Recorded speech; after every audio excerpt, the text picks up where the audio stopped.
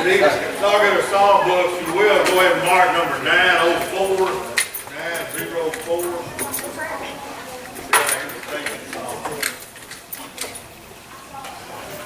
904.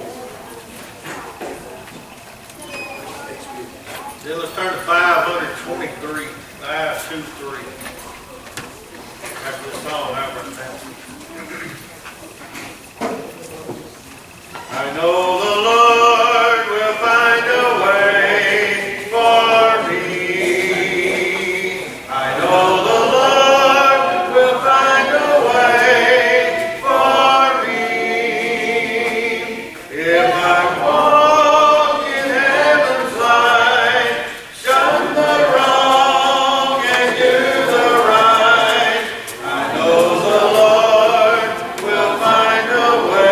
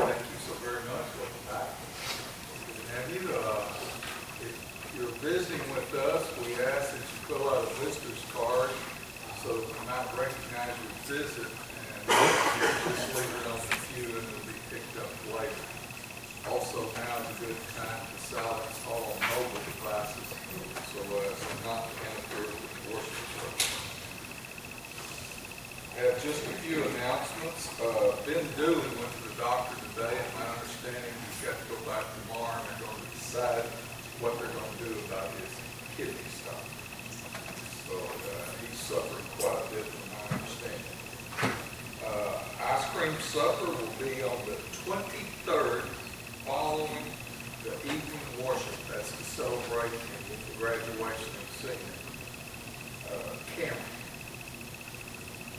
Let's see here. Phil Sanders will be at Highland in Texarkana starting Sunday, and a meeting nightly through Wednesday the 12th. I also have a thank you card from Robin Upson and Roberta Watson. Mom and I would like to thank the church for your prayers and flowers and phone calls received during our loss. And Mom had her accident. We love all of you. Robin Upson and Roberta Watson family. Are there any other announcements? Lady found out this next. Oh, that's right. Wait a minute. I don't have the details, but it is. Where y'all going? Okay. They're the only ones that need to know anyhow. But it's good for them to get out and everything. Let's go to our Father in prayer. Well, merciful Father, we give thanks to you for this day and all the days of our lives. We thank you so very much for the blessings that you bestowed upon us and all the things that we have and are able to do throughout our lives, hopefully in service of your kingdom. We ask now that you look after those that have been mentioned on the bed of affliction, those not mentioned. We hope that they're able to be returned to their much wanted health and once again worship in the household of faith. We thank you so very much for this congregation and all it does to proclaim thy word, to support activities that help those that are bringing others to Christ. Give us the strength and courage to continue to do so.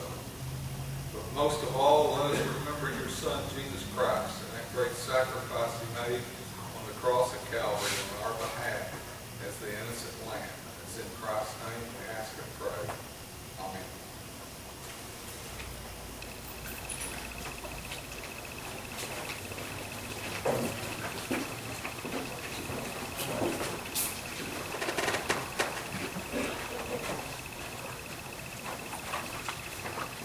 In Acts chapter 12, a bit of an amusing story.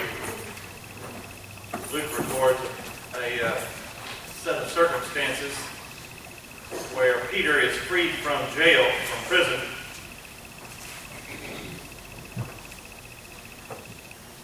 And he goes, as he has been instructed to go about the work of being an apostle. He goes and in verse number 11, it talks about him being freed, and he says, I know of a surety that the Lord has sent his angel and has delivered me out of the hand of Herod and from all the expectation of the people, the Jews. And he considered the thing, and he came to the house of Mary, the mother of John, whose surname was Mark, where there were many gathered together praying. And Peter knocked at the door of the gate. A damsel came to hearken, named Rhoda. And when she knew Peter's voice, she opened not the gate for gladness. And she ran in and told how Peter stood before the gate. And they said unto her, You're mad. And she constantly affirmed that it was so. And they said, It is his angel. But Peter continued knocking. And, well, there's nothing else for him to do. But he said, verse 16, Luke records, when they opened the door and saw him, they were astonished. And it reminded me of that saying from that guy that Papa John, that founded Papa John's Pizza. He said, you got to keep the main thing the main thing. And the damsel here forgot what the main thing was because she was distracted, I guess, but she was excited, and in her anticipation over the excitement, she did not open the door. And so Peter just finally did get a response and was able to enter. And he was able to, like I said before, do just what God commissioned him to do as a result of all of this. But if you think about the damsel and how unfortunate it is that maybe to have one thing recorded about you in the Scripture, and this is it. Maybe you think, well, it is interesting that at least she is mentioned in the Scripture. Don't know a great deal about her, but we do understand that she played this minor role in allowing Peter entrance finally into the house, or they opened the door for him finally and let him in. So as far as the story goes, we think about the distracted nature of the damsel, and it is easy for us all to fall into this kind of thing, being caught up in the moment, and how she would have known his voice, as the Scripture says. She knew his voice because he was a speaker, a preacher, a very outspoken individual. And so as she came to know his voice, she turned and ran to tell the tale straight away. But the significant events there in Acts chapter 12 laid out for us according to Luke's record tell us that indeed Peter was freed from prison, and he did get to go about preaching once again. There was a lot of excitement over things such as this, miraculous things of the first century. It's for our benefit that we have this record, that we know that God was in control then, and God is in control now. It's for our benefit to understand that distractions notwithstanding, the gospel will progress, it will proceed. It still does what God set for it to do.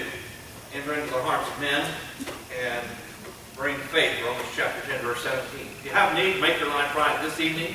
The opportunity is yours. We hope that you are allowing the main thing to be the main thing with your soul, with your destiny, that you are keeping your focus on the kingdom itself, Matthew 6, verse 33, that you are focused on heaven and getting there just by the means that Jesus said that we should take, Matthew 25, the end of the chapter, doing those things benevolently that we should, doing those things to obey the gospel, as the book of Acts outlines very well. believe, repent, confess, and be baptized. If you have a need to make your life right, won't you let it be known while we sing. To Jesus for the cleansing power. Are you washed in the blood of the Lamb? Are you fully trusting in His graces? How are you washed in the blood of the Lamb? Are you washed in the blood, in the soul cleansing blood of the Lamb? Are your garments spotless? Are they white as snow? Are you washed in the blood of the Lamb? Lay aside the garments that are stained with sin, and be washed in the blood of the Lamb. There's a fountain flowing for the soul unclean. Oh, be washed in the blood of the Lamb. Are you washed in the blood, in the soul cleansing blood of the Lamb? Are your garments spotless? Are they white as snow? Are you washed in the blood of the Lamb? Let's pray. Our Father in heaven, we thank you so much for this day that you give us, this time that we can come and study your word. We thank you, Father, for the grace and love that you have for us. We thank you for your Son, Jesus, who came so that we can have eternal life with you. Forgive us, Father, when we fail to do the things we need to do. Help us, Father, as we continue through our lives. Be with us now as we separate into our classes, Father. Be with the teachers that they can help us as we study. Be with us as we learn what you want us to do. Forgive us, we pray through Christ.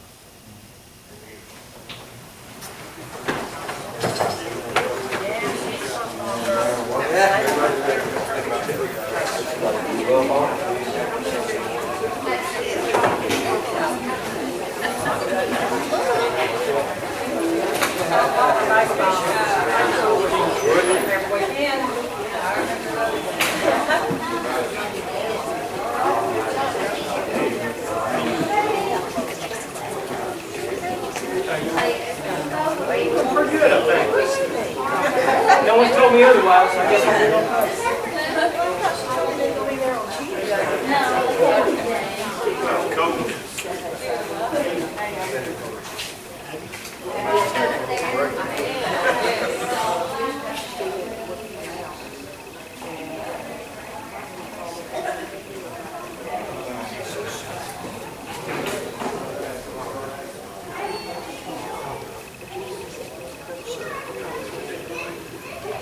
How are you, Will?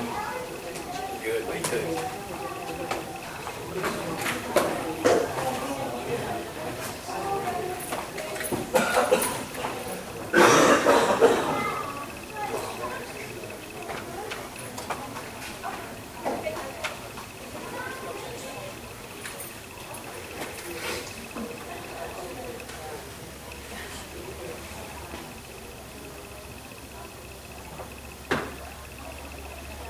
Okay, I was going to take a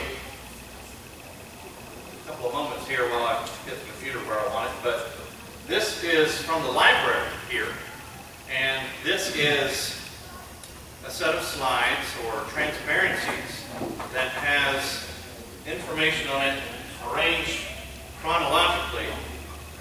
That is to say, it's a timeline, and it also has maps and things like that on it. And with this, there is also a lot of place names, people names, and little snippets of things like there's a rough sketch of the ark and the dimensions of it to scale at least. And I wanted us to be able to go through these and at least be aware of what is in the library in the way of teaching material or things that may help us be refreshed in our knowledge of the Scripture. These are the slides. They are just the JPEGs, and that's what I want. So I want to start with creation to the flood. That's the first one. Creation to the flood. Right here, I can zoom in on it, and we can, I think, see a little better. Better? All right. Better than the PowerPoint. All right. We'll start with this one. In Genesis chapters 1 to 7, as it mentions here, in which the flood is recorded, chapter 7. By the way, this material here has, if you're not comfortable with just going with the material, it has its own little kind of narrative, almost like the Jewel Miller film strips. But it has its own little narrative, and it will allow you to go through these time charts. So Genesis chapter 1 to 7, of course, talks about Adam and Eve, Cain, Abel, Seth, Enos. I put an F-H on that one. Cainan or Kenan here, Mahalalel, Jared, Enoch, Methuselah, Lamech, and he lays all this out on this transparency. The man's name is Bill Hovey. I don't know if anybody knows that thing. These were done in 1974, year before I was born. Yeah, I heard her laugh. So this 1,656 years, he says, it takes to get through these 7 chapters. 1,656 years is what he writes on the side margin there. I didn't turn my mic back. So in 1,656 years, you get from creation and Adam all the way to Noah and the building of the ark, the completion of the ark, so that the flood can begin. And he maps out a little bit here of his own think-sos about where he thinks the Garden of Eden was.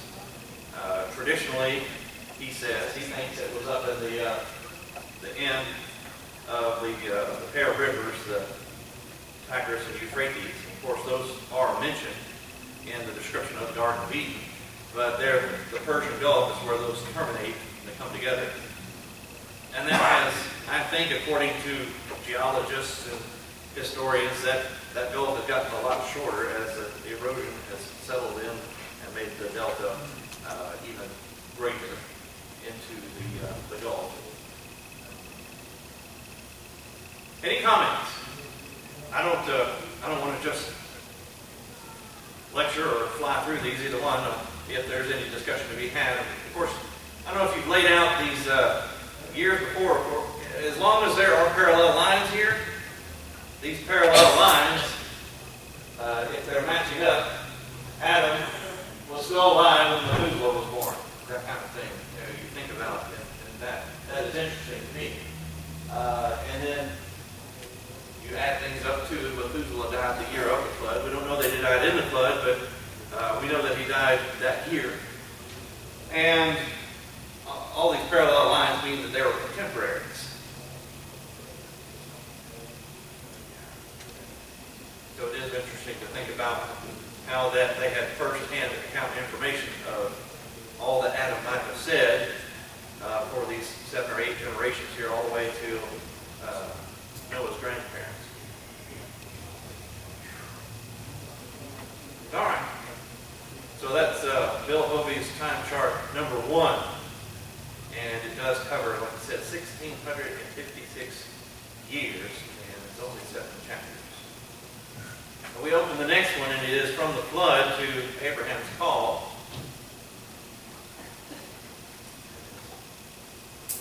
I'll blow that one up. We'll look at that one. I guess I could have just drugged the overhead in here, and we could have seen it just fine, but I really thought, well, I'll take pictures of these, and we'll have the digital copies too, but I don't know if the copyright is still in effect, 74 or not. Wasn't going to do anything else with them, but just these 2 plants anyway. But the flood to Abraham's call, we have Noah, Shem, Ham, and Japheth. Shem is the father of the Semitical tribes. And we see, of course, the ark being depicted there. And then you have Shem's line specifically because that is the line through which Abraham, Isaac, and Jacob would come. All of Shem's line is elaborated upon there in Genesis.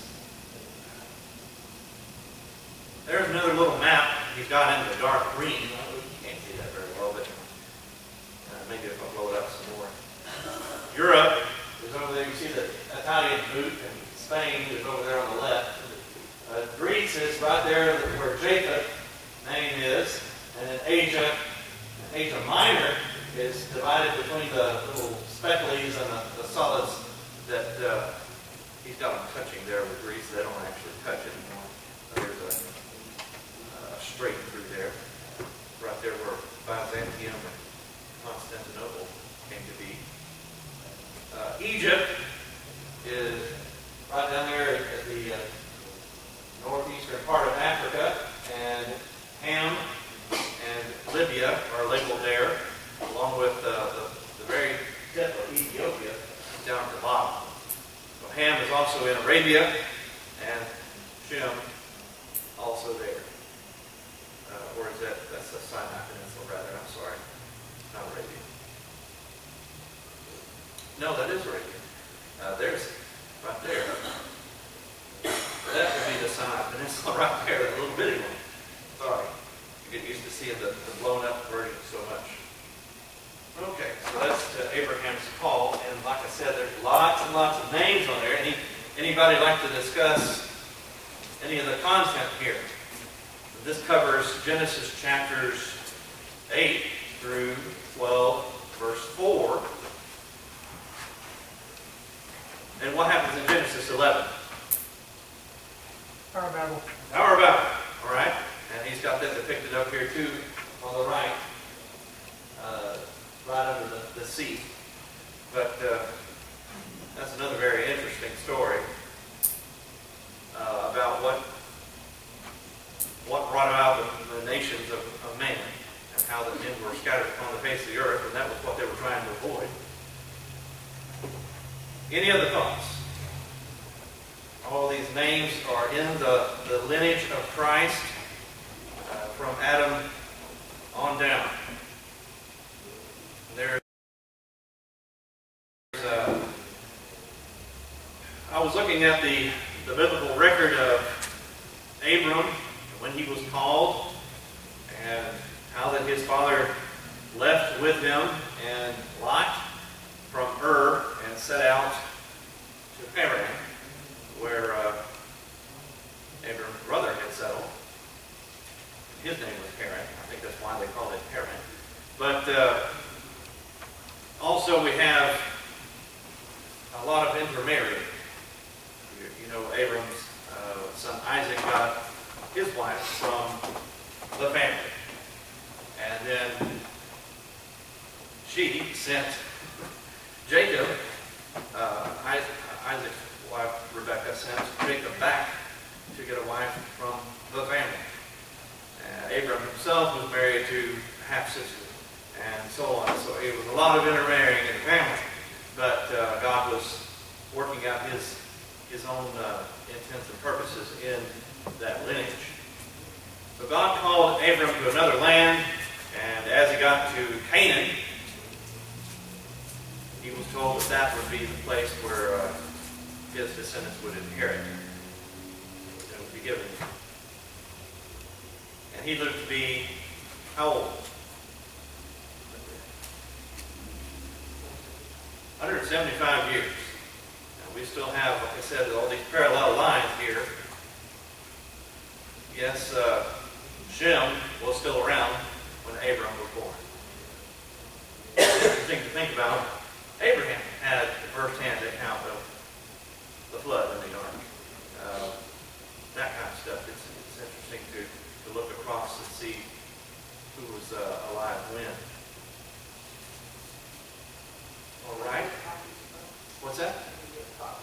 Can you get copies? Like I said, I'll check on the copyright, but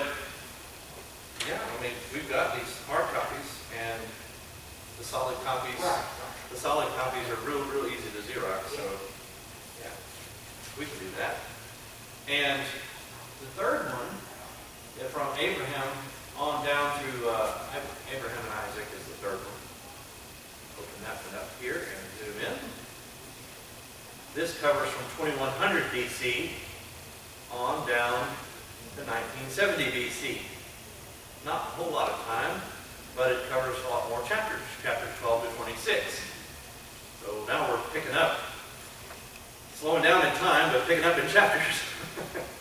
It's the story. We know a lot more about Abraham and Isaac, where they were, what kind of transpired with them as they would go down to Egypt and so forth. Terah, it says, died at age 205. And who was he to Abraham? Okay, that was Abraham's father. And Sodom and Gomorrah are destroyed. It says underneath that, right around 2070 BC. And right after that, of course, the Ammonites and the Moabites would begin as a nation with their forefathers being born of Lot's family.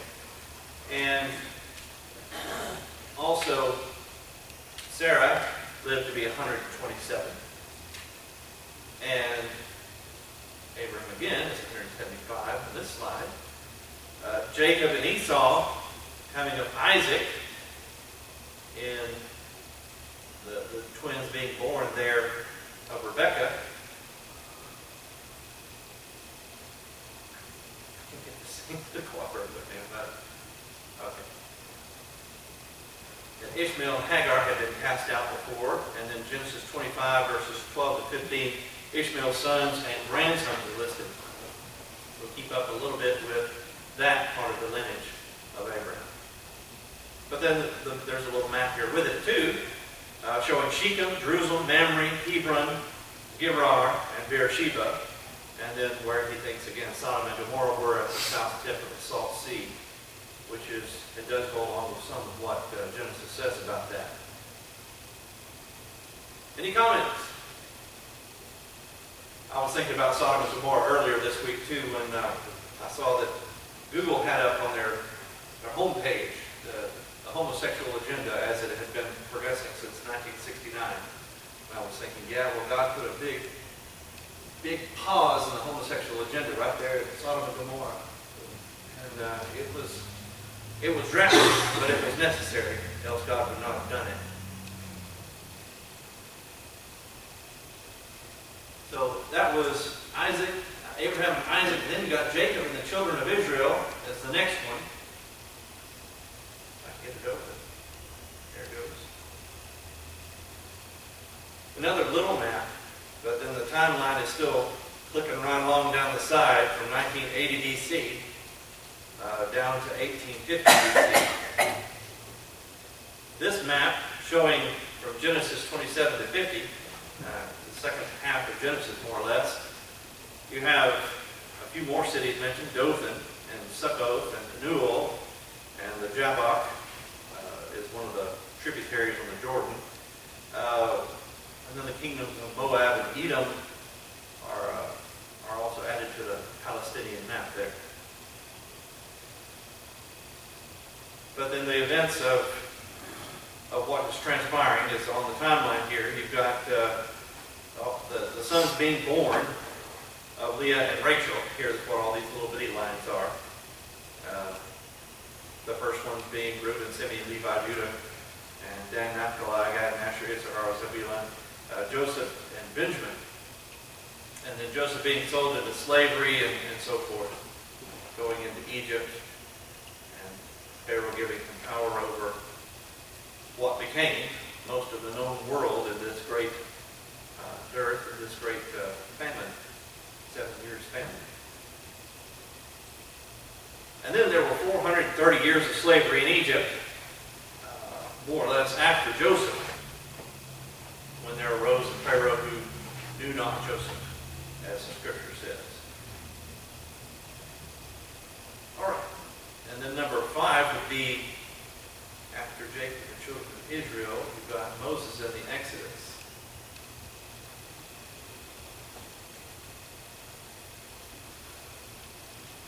Get the little pointer out. Okay.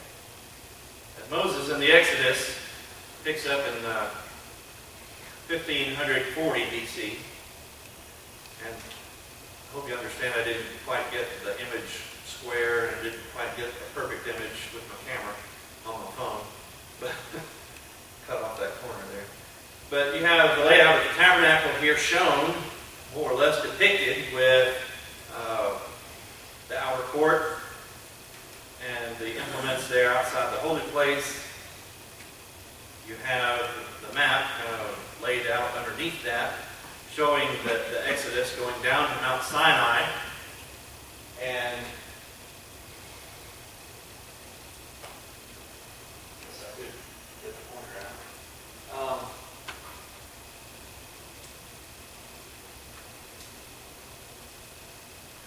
As we look here at Sinai, they had to go out of Egypt, across the tip of the Red Sea here, and then go down to Sinai, where the law was given. And it should have been a fairly quick trip. It shouldn't have taken near 40 years. But that's what it ended up being, because they did not believe God's promise. Did not believe that he would do what Joshua and Caleb said he would do, if they would just believe and do what he said. But here they went through Edom according to this little dotted line here, and they went up through Moab finally and crossed the Jordan. And we had class reminiscing about what had happened with Balak and Balaam, and the king of Moab hiring Balaam to curse the people of Israel as they approached Moab. But they were blessed. Any comments? Questions? They didn't move in and conquer, subdue Canaan. And he's got that here listed as around 1405. And then you have the period of the judges that would follow that. So we look for the one that says period of the judges, the last one, alphabetically, I guess.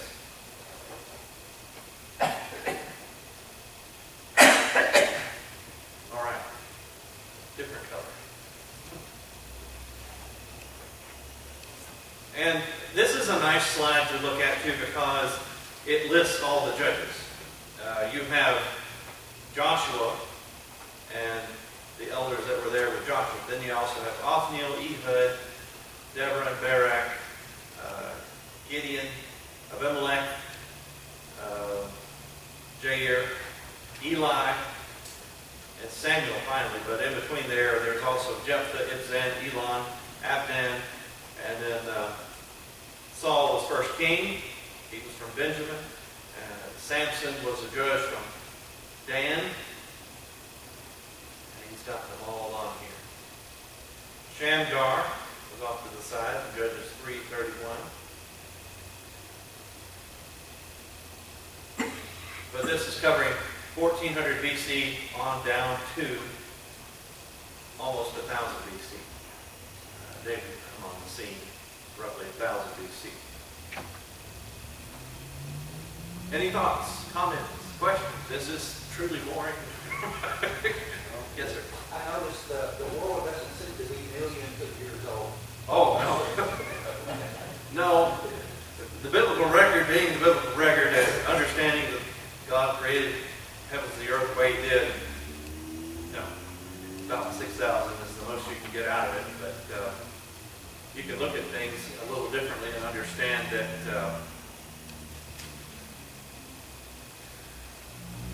some things appear to be open, but there's not really room for it to be open. Astronomically, we can look at the distances of the stars from the earth and understand how many hundreds of years it took the light to get to us. Right? And maybe a couple hundred years ago, the star went out. We don't know it yet. Okay. And it's interesting to think about things like that, but it's also a little mind-blowing. Anytime we're looking at the stars, the night sky, they're not there. They haven't been there for a long time. It's just the light from them has just reached us and happened to hit our atmosphere at a time when the sun is on the other side of the earth. So, and it progresses in an orderly fashion. So, yeah, no, not 6,000 years. And in looking at the biblical record of Genesis, it was all made inside a week. So after the period of Judges, we have the kingdoms of Saul, David, and Solomon.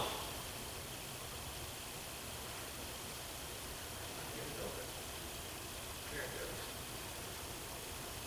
This little laptop is nice for doing what we do with it, but I try to do something a little different. It doesn't like it. So, as I mentioned, about 1000 BC is when David will come on the scene, but it's shown here Saul at 1040, and he did reign 40 years, and David would come and reign 40 years, and Solomon would come and reign 40 years.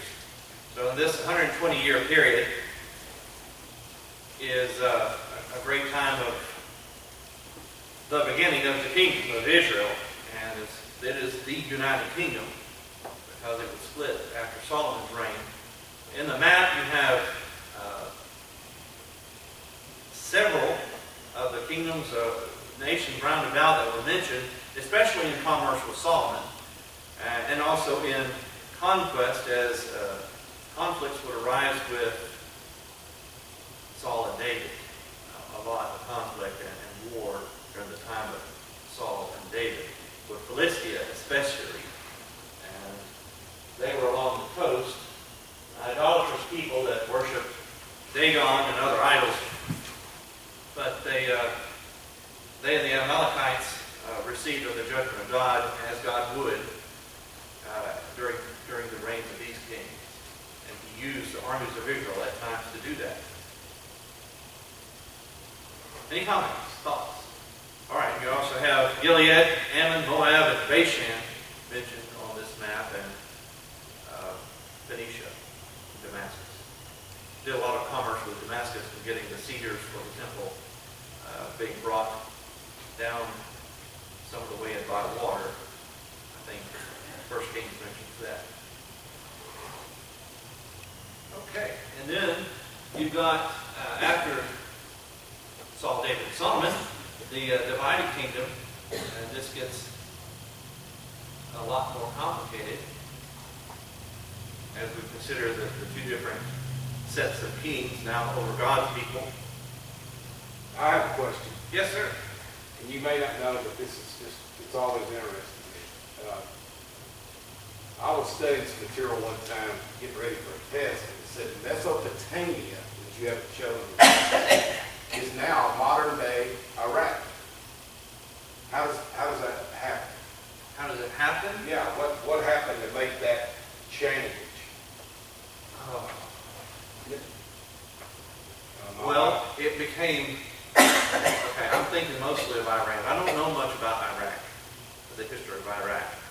But Iran, which is adjacent, was Persia.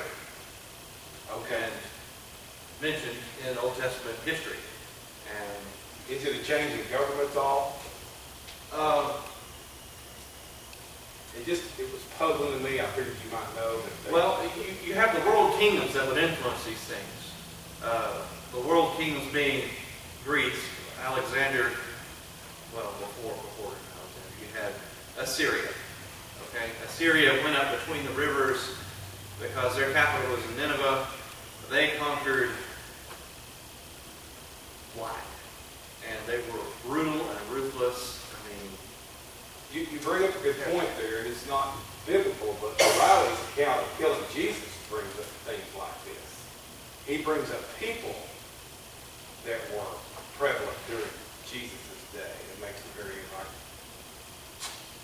before Caesar. yeah. And, But the world kingdoms would have an influence over such things. You read about in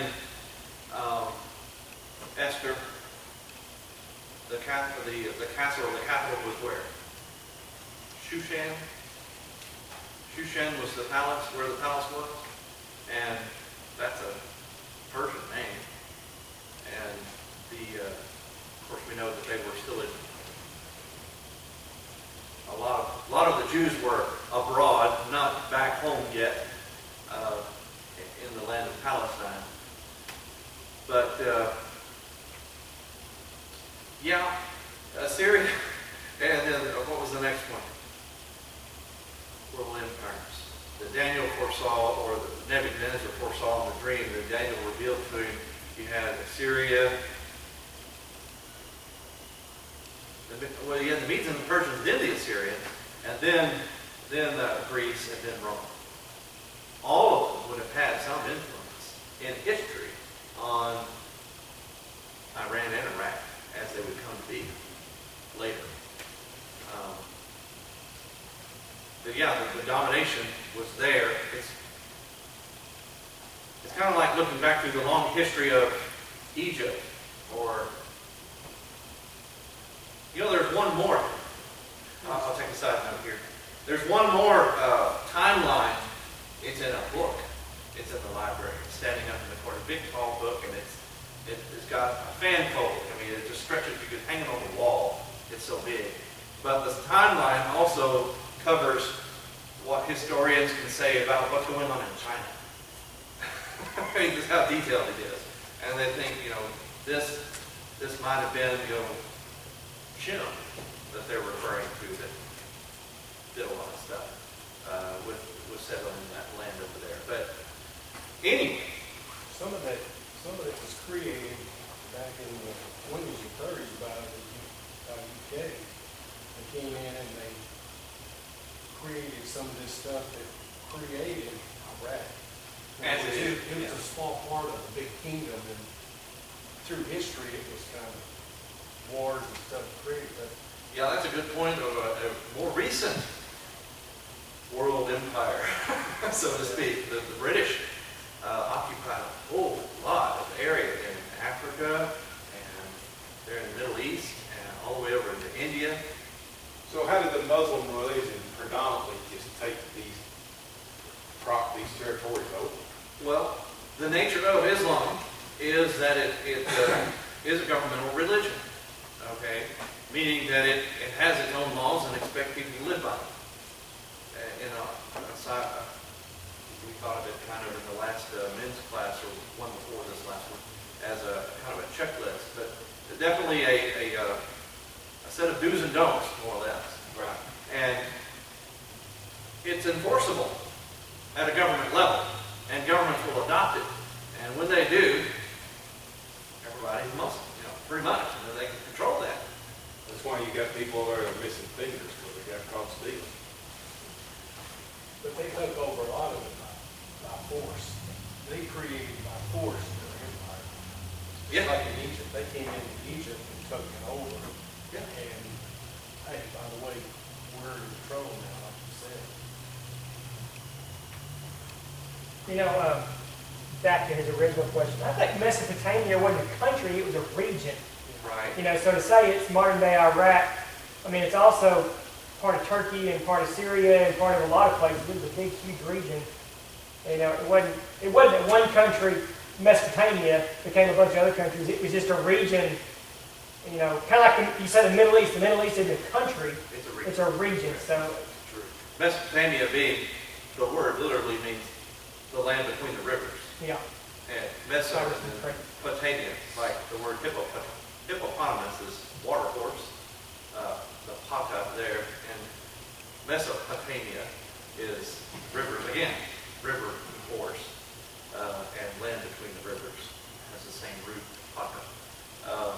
So, yeah, it's a region, but it's the region there between the Tigris and the Euphrates, and it's kind of an arc, and it's what they call the Fertile Crescent. But it is the site of a lot of biblical events. Babylon is there in that valley. Nineveh was there in that valley. A whole lot of the Chaldees was down there at the end of that valley. There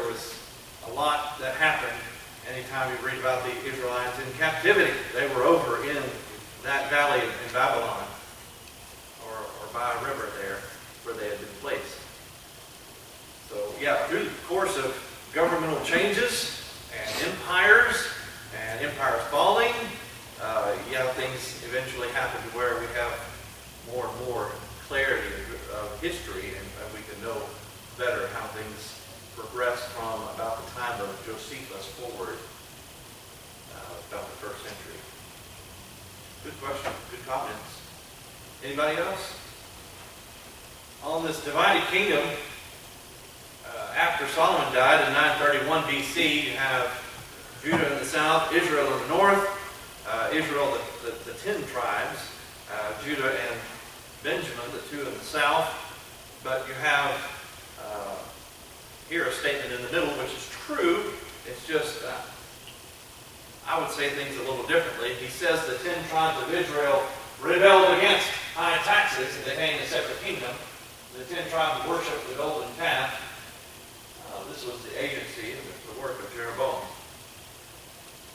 And it was done according to prophecy, but certainly things were ripe for this kind of thing to take place, with them rebelling against the high taxes coinciding with that.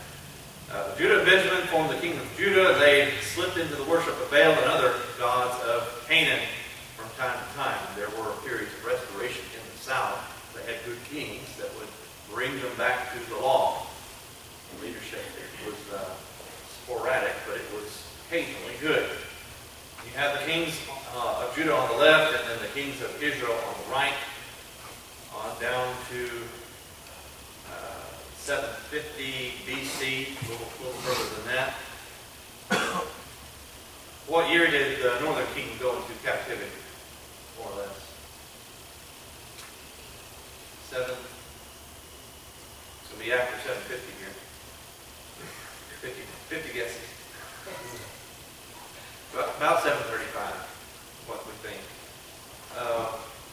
The northern kingdom went into captivity, and how were they deported? Let me ask that.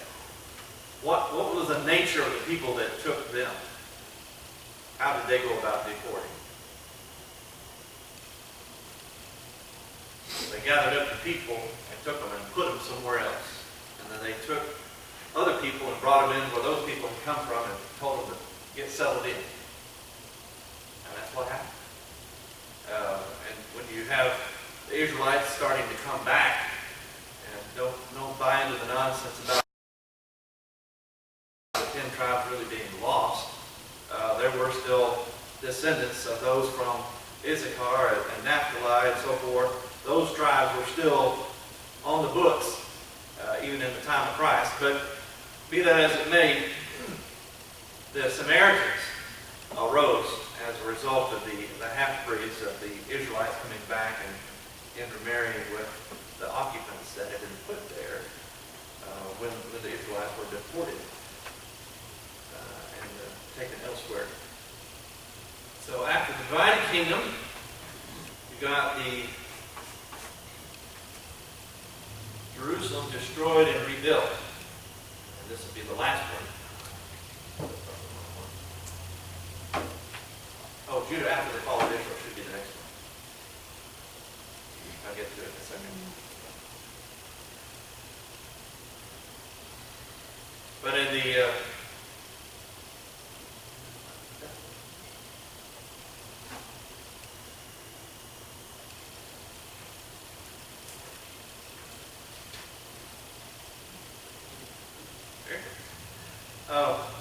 we have several kings in the south that continue on in the leading God's people after the northern kingdom is gone. And this continues on for 130 years, more or less, until even that dynasty ends in 586 BC. But all the names are listed out of the kings, the number of years that they reigned. The passages are even given. If you want to look them up, the passages are given underneath the names here. Josiah, where he's mentioned, Jehoiakim, where he's mentioned, and Manasseh. Gives us a good idea also on the map here of what was going on in the north. It's just Assyria. And the Assyrian Empire was spreading all over the place. But you remember what happened when they got to Jerusalem?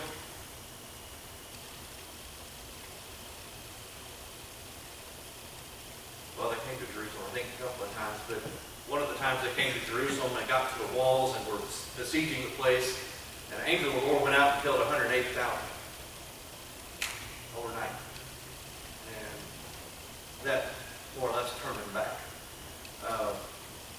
But that was what God had planned for his people. He wasn't going to bring the kingdom to an end, let the capital be taken before the judgment was due. So you had all the clustered cities here in the south. They defended what they could, they fortified what they could, and the Assyrians were really a barbaric people as far as their conquest was concerned. They might have had finer points of civilization, but conquest was totally brutal according to what I read. With the way they would mount the heads of their enemies on the city walls as deterrents. But yeah, you had the prophets also listed that coincided with the kings, Zephaniah, Nahum, Habakkuk, and Jeremiah. And then, of course, finally, Jerusalem is taken and the temple is destroyed in 586 with Nebuchadnezzar coming in with the third wave. Then we get to the other Jerusalem destroyed and rebuilt. I'll get that up. And I hope I'm not being too disjointed with the showing of these things, but I was really hoping that these would be something you could cue in on and maybe be able to study with individuals, knowing that they're there and that they are akin to, a little different from, of course, Jewel Diller film shows, which are also in the library, by the way. There's a lot of good resources in there. But Jerusalem being destroyed, rebuilt, in the last slide, transparency here, mention of Daniel, Ezekiel, and Jeremiah as the prophets. There's the mention of the fact the Median Empire came to be after the Babylonians fell. You have the Persian Empire that arose also and allowed the Israelites to return, and Cyrus was the king then. You have men like Ezra, Nehemiah, and Malachi that helped in reform and restoration and helped the people to reacclimate to living under the law of Moses and in the promised land. And the timeline just keeps right on clicking down the left side, so it's very constant and useful gauge there. It goes down to 400 BC, where you have the intertestamental period of silence that begins. We don't know a whole lot about, well, we know a lot, but we don't know from the biblical record, at least, what was transpiring. We know that the Maccabees arose to kind of revolt against Roman occupation and rule and wanted to have more freedom for the Jewish people. But during that 400 years, there was to be no word from the Lord. And so nothing in the inspired record. You got the kings of Persia mentioned, not only Cyrus, but Darius, who is mentioned in the book of Daniel. Darius was the one that had the lion's den, that made the decree of the Medes and Persians that none should utter petitions to any but him for 30 days. Then you have Xerxes Ahasuerus in the time of Esther. They're very close to the end of the New Testament. Old Testament, rather. Any comments? There's Xerxes II, Darius II, Artaxerxes II. Can you watch the Joe Miller film strips on using the same network doing it right now? We do have them on DVD, I think. And I think also Dave could tell me, I think he has told me before, we have permission to reproduce that copy that we need. And My point is, I think it'd be very interesting go through all of them. Yeah. On your overhead with the audio. Well, Jewel Miller certainly does cover a lot of detail and Yeah. breaks down the periods of history, kind of like these do, but in the 15 periods of biblical history, and talks about what's relevant to the coming of the Messiah. And Kevin's all the time asking for comments. I think that'd be great if we could do that. okay. Try to note that and say something quick. But that's the map here about Jerusalem being destroyed and then rebuilt. You've got what we were studying this last Sunday morning about Nehemiah having to travel back and forth to be with the king as the cupbearer, and then also dealing with reforms that needed to take place in Jerusalem. And he would travel that Fertile Crescent, and that's more or less what's up here again. Palestine being included, but the crescent going from along the Jordan River to the Tigris and the Euphrates. And the Tigris and the Euphrates would be that little strip of land there would be Mesopotamia. And then there's Susa, would be also known as Shushan. Of course, yeah, Shushan, the palace was in Susa, where the capital moved a little bit from Babylon. Just a few years earlier. So these world empires shifted a little bit, but culture changed quite a bit over the course of just a few months within an empire. They didn't have the benefit of newspapers, they didn't have the benefit of telephones, satellites, and all this stuff that we have now, but they still had cultural changes.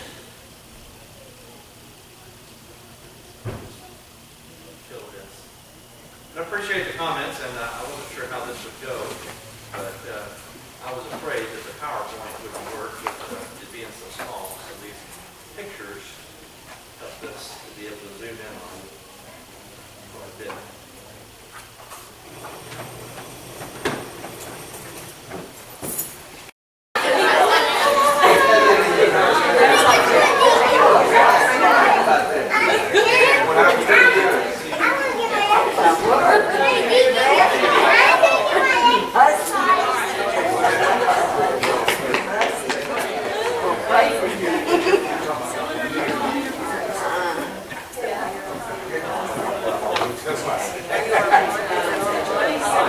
Hey, Melvin. What's up, man? Oh, you're hopping along. What's about your foot? Twisted it off mowing the other day. It's on mower next door. Bush mower. Michael's on the mower. You should have got his butt off the mower. You should have got on the ride. Is he? Where at? Okay, as soon as possible. Okay, got a yard to mow.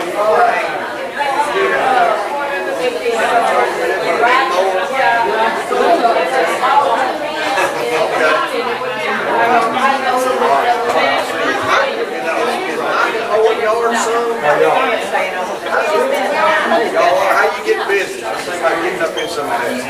Put that on Facebook. 30 minutes on y'all get over here. When you leave town, Me doing some. Get some big, big competition.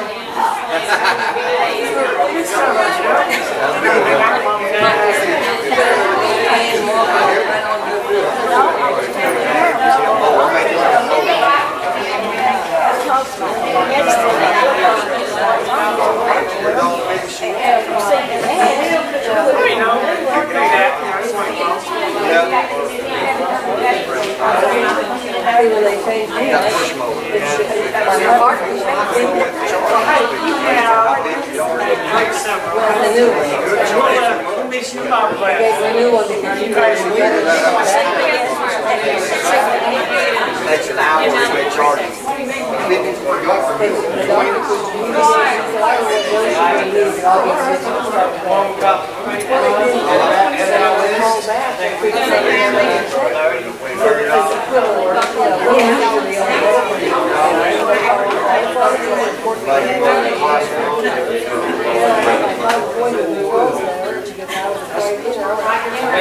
Like now he mows. All right. I'm not judging, I was sad. Are there more cupcakes in the sign here?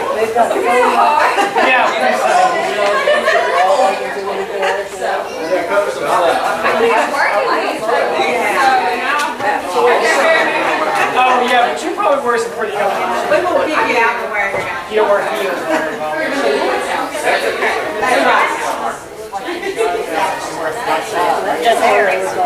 Because that's exactly what you do when I'm done.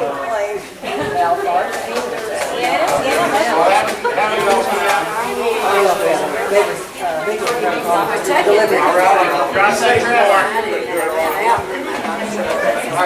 We got Mark.